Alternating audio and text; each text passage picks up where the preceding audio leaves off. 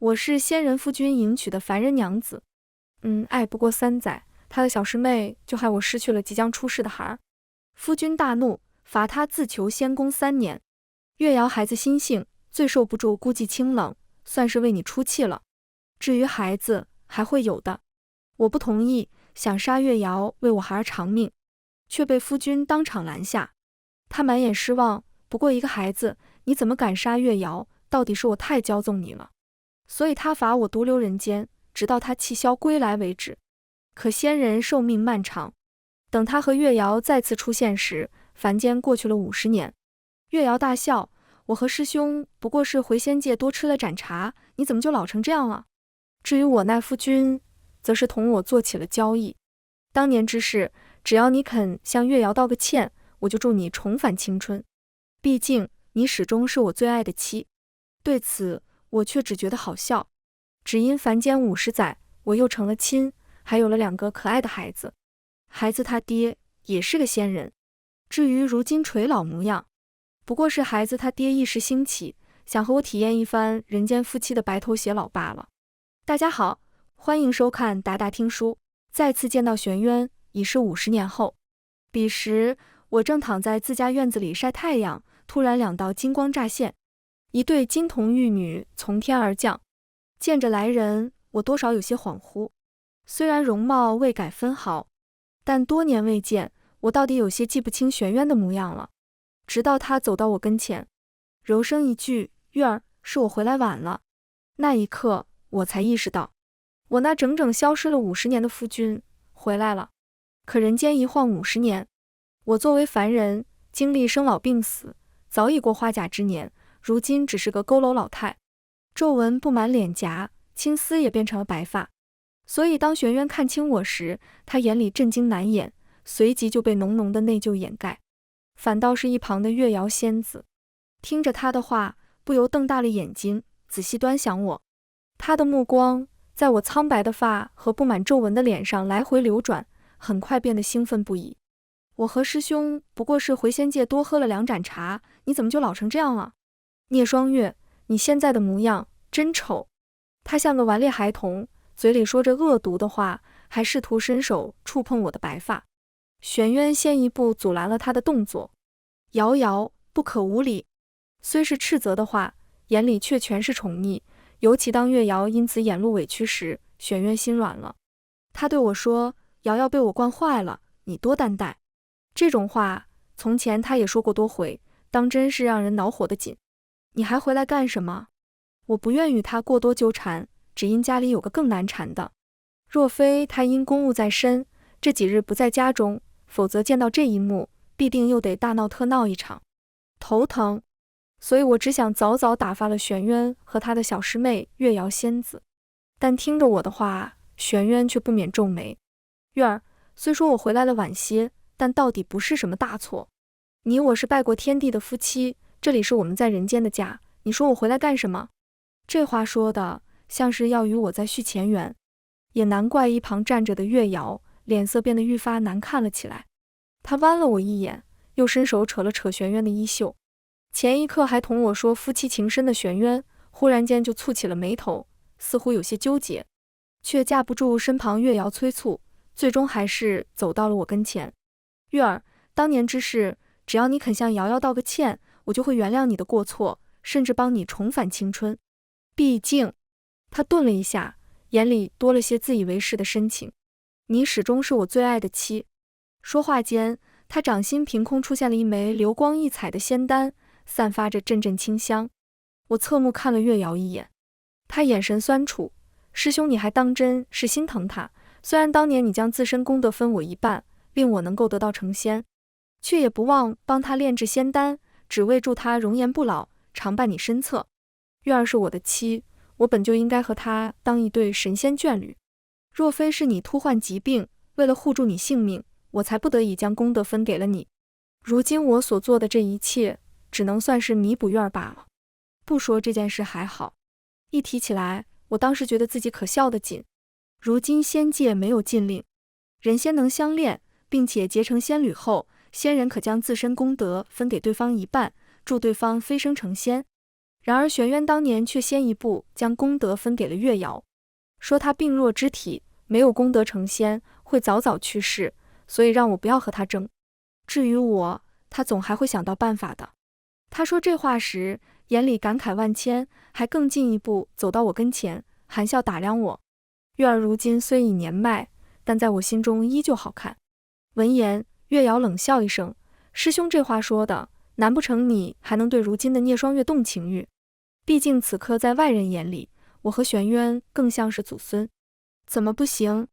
玄渊像是为了证明什么似的，伸手捧住我双脸，接着缓缓靠近我。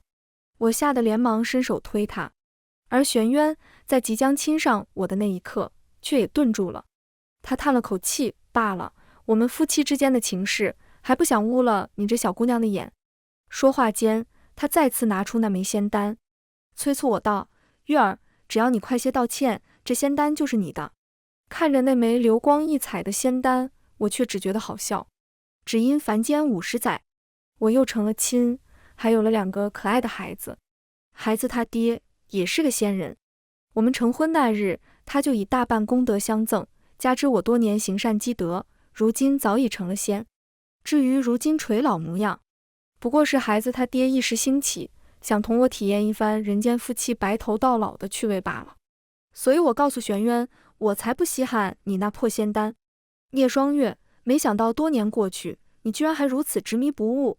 刚才还温声软语的玄渊，在听到我的回答后，面色唰的一下就冷了下来，接着袖子一挥，那颗仙丹便从他手中消失不见。当年之事，瑶瑶也是无心之失，我已经罚了他3年禁足，你还有什么不满意的？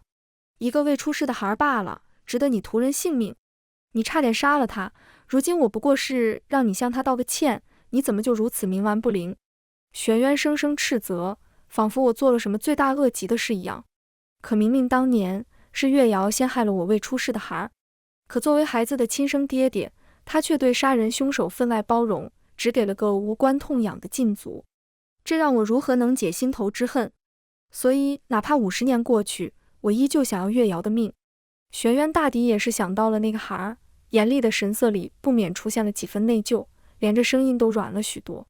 也罢，只要哪天你想明白了，给瑶瑶道个歉，这枚仙丹我还是会给你的。但在此之前，就先委屈你继续当个老妇了。说完，他又看了一眼面前的竹屋，这与他当年离开时已经大不相同。玄渊伸手指向主屋，瑶瑶自幼娇生惯养，在凡间时被我和师父捧在掌心呵护，穿的是绫罗绸缎，睡的是金丝软枕。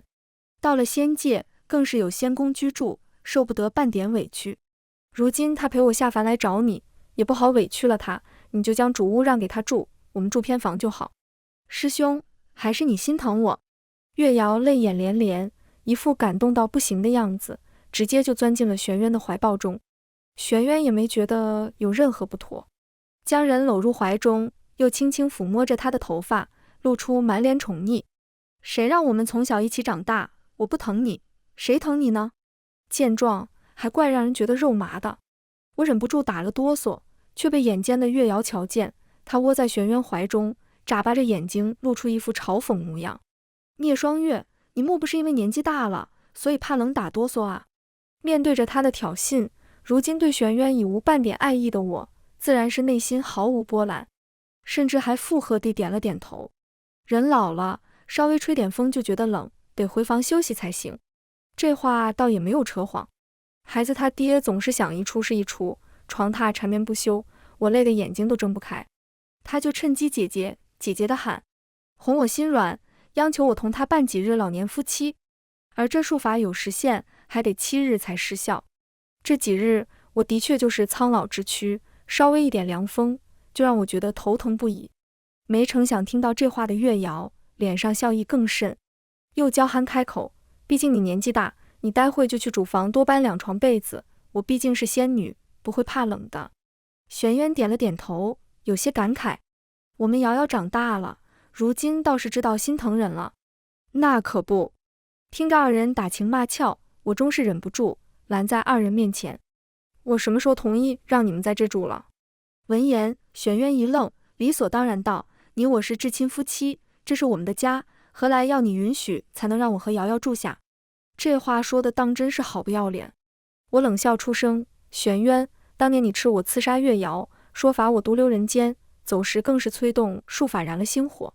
当初我们共同搭建的竹屋早就被大火吞噬了，如今这间竹屋是我和孩子他爹亲自搭建起来的，又怎容得他人酣睡？听到这话的玄渊眼里多了些许内疚。当初我也是气急了，没想到会把房子给点燃，不过如今你已经将房子搭建好，这依旧是我们的家。你在说什么胡话？我气笑了，伸手指向那几间竹屋。玄渊，如今你面前的房子是我和如今的夫君共同搭建，你觉得自己有什么脸能住？什么意思？玄渊愕然。月瑶一时幸灾乐祸，聂双月，你的意思是你又再嫁了？我点了点头。师兄，聂双月不守妇道，不过是短短50年，居然再次嫁人，你的一腔痴情当真是错付了。月瑶拱火，而刚才一脸错愕的玄渊此刻却是反应了过来，他果断摇头，脸上带着难掩的坚定。不可能。他垂眸看我，眼里情深如海，接着又言之凿凿道：月儿，你有多爱我，不会有人比我更清楚。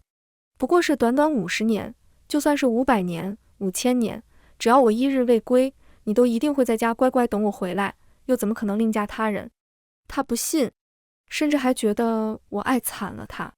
或许曾经的确是，直到我的孩子没了，唉，也就没了。所以我又继续说，不管你信不信，我已经嫁给了别人，这主屋你们住不得。闻言，玄渊笑着点点头，带着些许宠溺。我懂，月儿是个小醋精，不愿意让瑶瑶住我们的房间，那就让她住偏房。不行，我再次拒绝。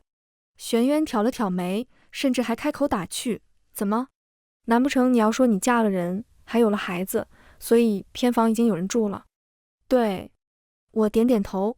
婚后几年，我接连生下了2个孩子，一男一女，皆冰雪可爱。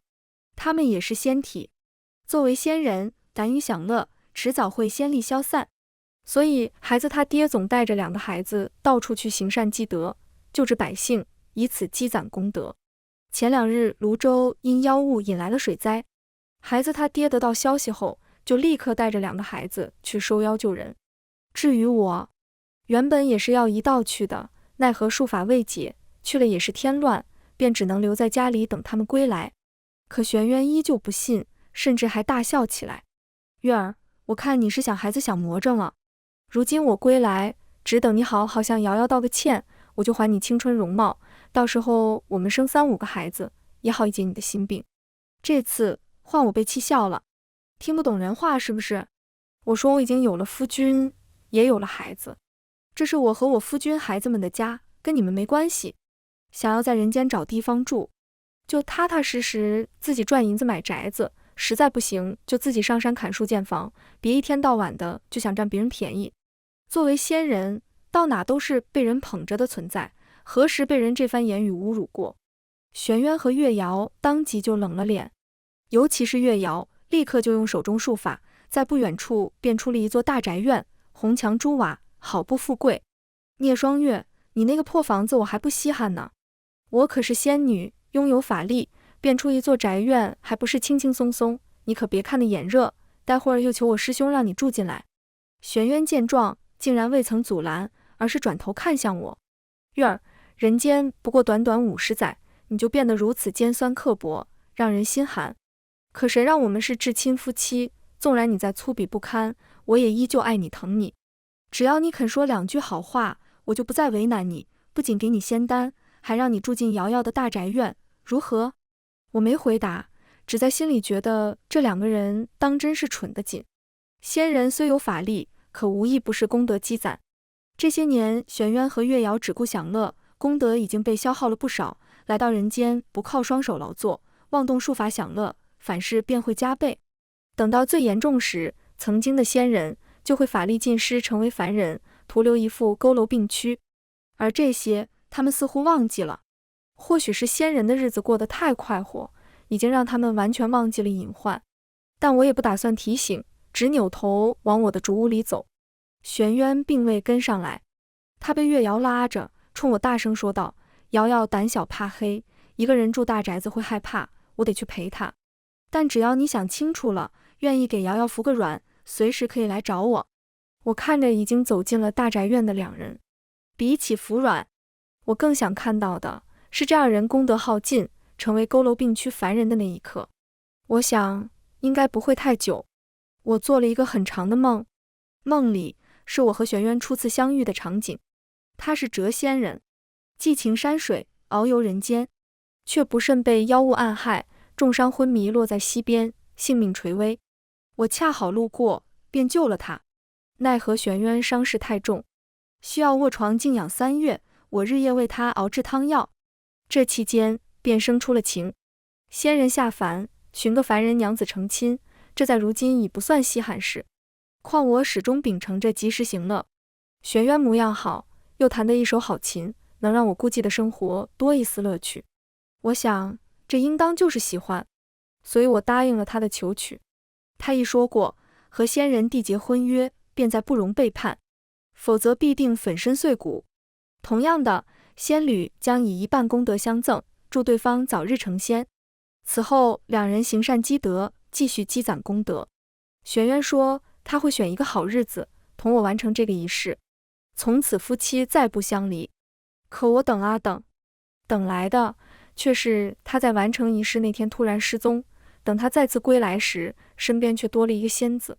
玄渊在人间宗门的小师妹月瑶，因突患疾病，玄渊就将仪式的主人换成了他，再加上宗主委实疼爱这个女儿，不惜以生命为代价，将自身功德全数换给月瑶，助她直接白日飞升，成了月瑶仙子。他喜欢玄渊，所以格外厌恶我，觉得是我抢了他的位置。玄渊也未必看不出来，所以他下了禁制，不许月瑶来找我，所以直到那时我才只见过他一次。直到我有孕在身，月瑶知道自己再无法取代我，就干脆起了恶毒心思，趁玄渊不在之时，耗费大半功德，短时间提升法力，冲破禁制，提剑杀到我跟前，一剑刺穿了我的肚子。彼时我只差1月就将临盆。玄渊赶回来了，见到的是躺在血泊中的我和已经了无生机的孩子。我以为他会替我报仇，可当他红着眼站在孩子坟前时，却说我已经罚他自求仙功3年。月瑶孩子心性，最受不住孤寂清冷，算是为你出气了。至于孩子，还会有的。他不愿意替我们的孩子报仇。3年禁足，真是好严重的惩罚。所以我提起剑，和月瑶一样，想杀了对方。可我并没有成功。玄渊护着他，又骂我蛇蝎妇人，最后带着月瑶一起回了仙宫。他说这是给我的教训，这是一个噩梦。很久了，我已经很久都没有梦到过从前的事情。如今玄渊和月瑶再次出现，这梦境就是在提醒着我，千万不要忘记为那个未出世的孩报仇。无论是亲手杀了他的罪魁祸首，亦或是无作为的孩子生父，都该死。梦醒时分，窗边天光微亮，山林本应寂静，却不知为何格外喧嚣。所以我起床查看，推开院门便发现不远处的高宅大院门口竟然聚集了不少人。月瑶和玄渊就站在台阶之上，他们手里拿了许多金叶子，正在挨个散金。得到金子的无不高呼一句大善人，是天上神仙妃子下凡来救苦救难了。也有人嘴巴更甜些，说他们神仙眷侣站在一起分外般配，和该是夫妻。听到这话的月瑶红着一张脸，然后大手一挥，又给了对方更多的金叶子。紧接着恭维的话就像不要钱似的，一句又一句撒了出来。人也越来越多，热闹的让人有些头疼。我知他们才刚下凡，手里并无凡间金银，可一夜之间变出了那么多金叶子。不用想，一定又是使用术法了。仙人可以用术法救人，却不可以破坏凡间规定，利用法律为自己在人间谋求便利，会折损功德。所以我只是远远看着月瑶，就已经发觉她额间黑雾越发浓重，那是功德即将消耗殆尽的征兆。至于玄渊，额间同样有黑雾，只是比起月瑶要略微浅一些，但也快了。我本想直接转身离开，月瑶却看见了我，当时直接高呼：那个老妇怎么不来领金子啊？这下子，所有人的目光都聚集在了我身上，我只能转身看向他。月瑶又惊呼：哎呀，是聂双月！我还以为是那个贪财的老妇，实在是不好意思，我竟然没能认出来你。未必是没认出来，十有八九就是想当众羞辱于我，用他几十年不变的美貌，企图刺激我。我摸了摸鬓角的白发，漫步走了过去。今日来接金子的人不少，好些都是熟脸。月瑶又自顾自开口：聂双月，看你只能住竹屋，想来生活清贫。本仙子一贯宽容大度，只要你肯下跪求我，我就赏你几片金叶子，如何？瑶瑶，不许这么胡闹。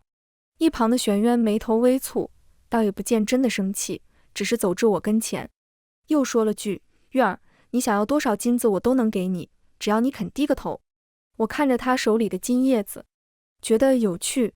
这可不是金叶子，换句话说，这可是他们的催命符。正当我想开口时，一个相熟妇人忽然凑到我跟前，亲亲热热挽住我的胳膊，又回头看了一眼我的竹屋，含笑出声：怎么不见你的丈夫跟两个孩子啊？妇人此话一出，站在我面前的玄渊脸色瞬间大变，我却只当没看见，笑着回话：两个孩子随他们爹爹去泸州去了。妇人点头，想再继续说些什么时，玄渊忽然冲过来，一把拽住我的手腕，面色冷峻：聂双月，你何苦如此激我？我激你什么？这话倒是说的莫名其妙，我可什么都没干。你是我的妻，我们唯一的孩儿，早在多年前不幸去世，如今我好端端站在你面前，你怎么就会有多余的夫君和孩子？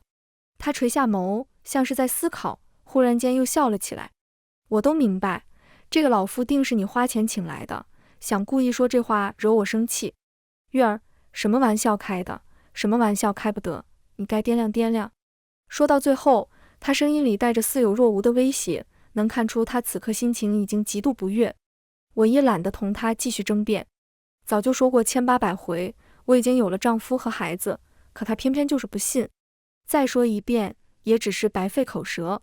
所以我干脆就着当前情况，反问了句：你说你是我的夫君？玄渊点头，并没有丝毫犹豫。而依旧站在台阶之上的月瑶，脸色却是难看了起来。我又继续说：既然你是我的夫君，为何你会跟别的女人在一起？这也便罢了，别人说你们是至亲夫妻，神仙眷侣的时候，你为什么不反驳？难不成你也有此心思？原来是个不知廉耻抢人夫君的狐狸精。人群中不知是谁喊了声，接着有人补充：不知廉耻的何止这个狐狸精，不还有这个冠冕堂皇的男人吗？我所居住的地方民风淳朴，加之生活辛苦，所以很少会有人纳妾填房。像这种外面的女人，在许多妇人眼里，那就是不知廉耻，是会被啐唾沫星子的。金叶子照拿不误，地上的石头也捡得顺手。其中一位妇人掂了掂手里的石头，眼里满是怒火，大骂了一句狐狸精后，就直接将石头砸向了月瑶。她虽是仙子，却也没料到对方会猝不及防动手，堪堪躲避。石头还是擦过了脸颊，留下了半拇指长的血痕。瑶瑶！玄渊见状惊呼一声，当即袖子一挥，直接将那妇人掀翻在地，接着又迅速跑到月瑶身边，将人护在怀中。师兄如此爱怜，月瑶自是低声哭泣，捂着脸颊说疼。我则是跑到那妇人身旁，将人扶起。她受伤不轻，胳膊有些骨折，我便打算将人带去竹林医治。聂双月，他伤害了瑶瑶，应该受到惩罚，你不能将人带走。听着玄渊的话，我只觉得可笑。当年你的好瑶瑶害死我孩子的时候，怎么不见你像今日这般愤怒？是你同我说的，又不是什么大事，何必如此恶毒？今日这位老妇不过是痛恨破坏别人家庭之人，又有什么大错呢？我顿了一下，接着又说，除非你承认自己冠冕堂皇。他自然不会这么认为，而且众目睽睽下，这里可是凡间，就算他是仙人，也应该守凡人准则。月瑶并没有受重伤，脸上的伤口此刻也已经结痂，就算是闹到官府也没办法。但若他敢众目睽睽之下再度伤人，是真能被抓进牢里的。这他或许不怕，可天道维持时间法则，先人伤人，那可是会消耗大量功德，快速衰老而亡的。所以我知道他根本不敢再动，所以我将妇人带走，替他正了骨，又给了几剂草药，能让他恢复如初。至于月瑶和玄渊，经此一事后，倒是将大门给关了起来，这与我也没有太大的关系，本来就已经是路人，而我如今住在凡间，就要守凡人准则，生火做饭必须亲力亲为，买菜也成了每天必做的事情。只是最近家中无人，我胃口不大，所以3、5日才会去一次集市。谁成想，这次到集市，我就觉察出了些许不对劲。许多人的目光总是刻意落在我身上，指指点点的声音更是不断钻入了我耳中。还有好事者当即走到我跟前，从头到尾打量了我一番，接着莫名大笑，说我一个老婆子竟然异想天开，贪图人家娘子的年轻郎君。我这才知道，昨日关上门后，月瑶哭泣不止，说自己不愿背负这般难听骂名，所以玄渊就同意了他的提议。在人间，他们暂时就以夫妻相称，还特意十指相扣，去市集上走了一遭。至于我，自然是不知廉耻，贪恋年轻郎君的老妇人了。凡人多口舌，这件事我在很早之前就已经明白了，所以我并不在意。买完菜就直接往回走，谁料没走几步我就看见了玄渊，他眼里似乎有些心虚，走至我跟前，压低声音同我说，瑶瑶毕竟还是个未出阁的姑娘，单部的众人指指点点，所以我只能同她装成夫妻名义，维护她的清白。说完，他又立刻补充了一句，但你放心，我和她不会真的发生什么，只是做个名义夫妻。况且你如今这般模样，也没有人会相信我们是夫妻，更何况之后我会重新为你炼制仙丹，到时候你容貌恢复，谁也不晓得你就是那个曾经背负骂名的老妇人了。听到这话，我只觉得可笑，总不能让我说一句感谢，用心良苦吧。不过，重新炼制仙丹是什么意思？听着我的话，玄渊眼里心虚之色再次露出，接着小心翼翼看向我，开口解释，瑶瑶爱美，昨夜担心脸颊留疤，哭了整整一夜，所以我就将那美原本给你准备的丹药给了她。但你放心，我会快些为你找到新的药材炼制仙丹，最多就再等个3、5年。剩下的话，我并没有再继续听下去。那小小的伤口，就算放着搁置不管，不出10天半月也会消失不见，根本不会留下任何疤痕，却还是心甘情愿为他用上如此珍贵的仙丹。从前亦如此，现在同样也是如此。还好，我已经不爱了，所以无所谓他的仙丹给谁。直接转身离开时，他伸手拦住我，月儿，你别闹脾气，不过就是3、5年，我肯定很。娘亲，娘，我们回来了。玄渊的话还未说完，不远处就传来了2声稚嫩童音。我转身看去，我的宋安和宋宁就手牵着手，一路向我小跑而来。我并没有去看身边玄渊的脸色，而是同样往前跑，伸手去接我的2个亲亲孩。儿、宁儿，你们怎么提前回来了？在外面说话到底有诸多不便，所以我一手一个牵着他们往竹林方向走去。玄渊看着这2个孩，脚步迟迟未动，不知是怎么了。我也没管，一路回家，然后坐在榻上，任由2个亲亲孩一左一右窝在我怀中。宋安和宋宁是龙凤胎，天生仙体，长得也是雪白可爱，如今不过6岁年纪，就已经多次随孩子他爹斩妖除魔，功德积攒了不少。娘亲，泸州水妖我跟哥哥已经随爹爹将他除去，但是爹爹又发现城中藏了另一只法力高深的妖物，不是我和哥哥能够应对的，又一直藏在暗处。爹爹怕我们在，他会有所顾忌，所以让我们先一步回来。听着小宋宁的话，我若有所思地点了点头。2个孩子到底年纪太小，寻常的妖物有我和孩子他爹帮助，2个孩子还是能够和妖怪斗上一斗的。若是法力太高深的妖怪，那就必须谨慎为之。天生仙体，如今又是稚童，是许多妖物的大补之物，所以必须得谨慎。我本来想再问一些别的，竹门忽然被人推开，玄渊走了进来，看着我身侧的2个孩子，眼神复杂。聂双月，我知道你容不下月瑶，也从未想过让你为难，只等你这次道歉，我就为你炼制仙丹，助你重返青春容颜，此后我与你神仙眷侣，逍遥人间。可你为什么要一而再再而三地说谎诓骗我？如今更是不知从哪里找了2个小孩，就非要惹我生气吗？和我容貌如此相似的2个孩子，此刻就站在他面前，他还是不信。那我只能说一句，当真是自欺欺人罢了。月瑶不知何时也走了进来，看着我的一双儿女，眼里震惊之色难掩，紧接着就被浓浓的兴奋之色所掩盖。师兄，你看他当真和别的男人生了孩子，如此不知廉耻，难不成你还要和他在一起吗？不许你欺负我娘亲！宋宁就是个小辣椒，但却也极其护短，听着月瑶言语侮辱，当时就冲了过去。月瑶自然不会对一个小孩设防备，被他撞得一屁股跌坐在地，当即眼泪汪汪，转头看向身旁的玄渊。师兄，这2个孩子当真好无礼。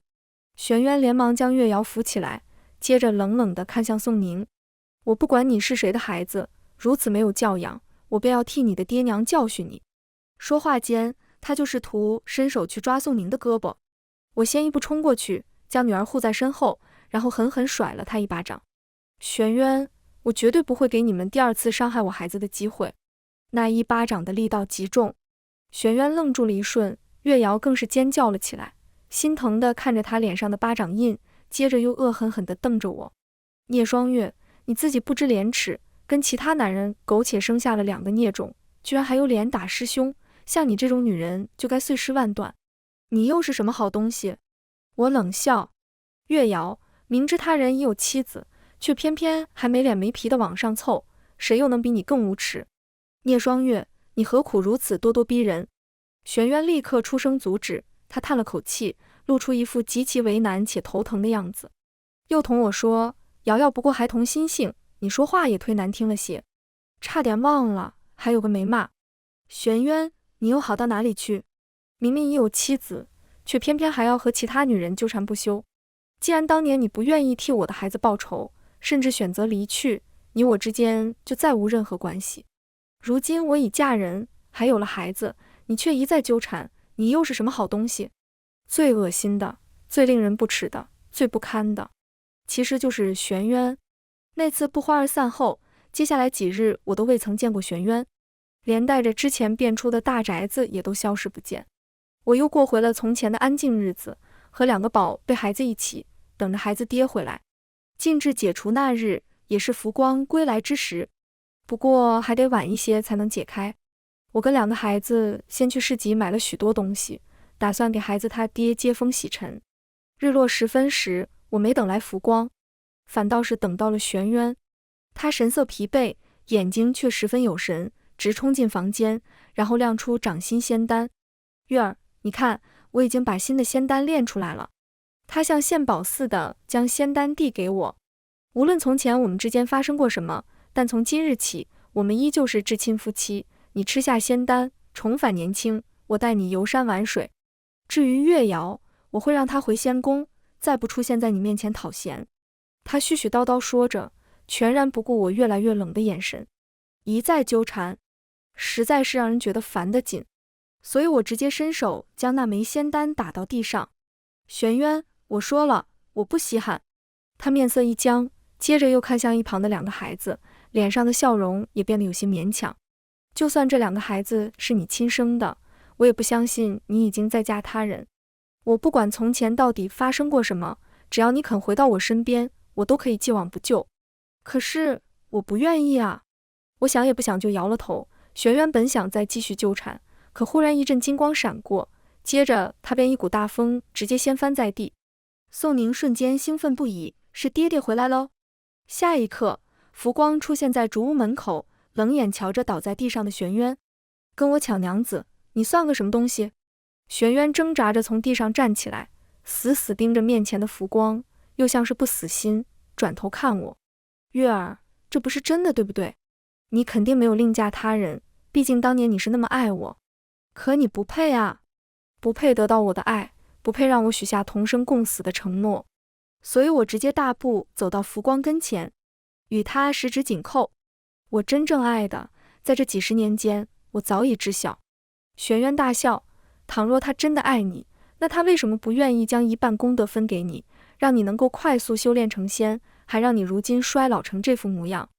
所以，你觉得这不是爱？我并没有直接回答，而是反问了一句。自然，他想也不想就点了头。若是真的爱你，成婚之后便会分你一半功德，成为真正的神仙眷侣，也不会看你如今衰。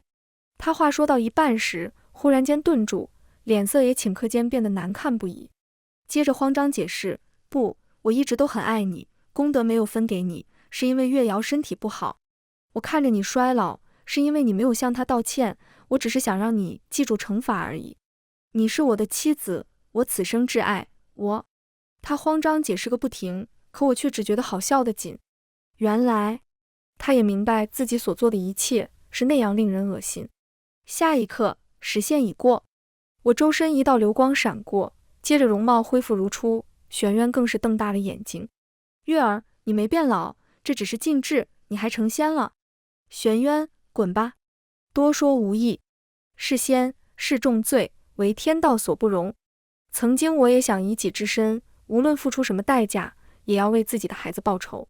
可直到我如今再次看见玄渊和月瑶，我就清楚，根本无需我亲自动手。这两个耽于享乐之人，眉间黑雾愈发浓郁，想来不出1年，功德就会彻底耗尽。届时，那是比死还恐怖的折磨。所以我想让他滚。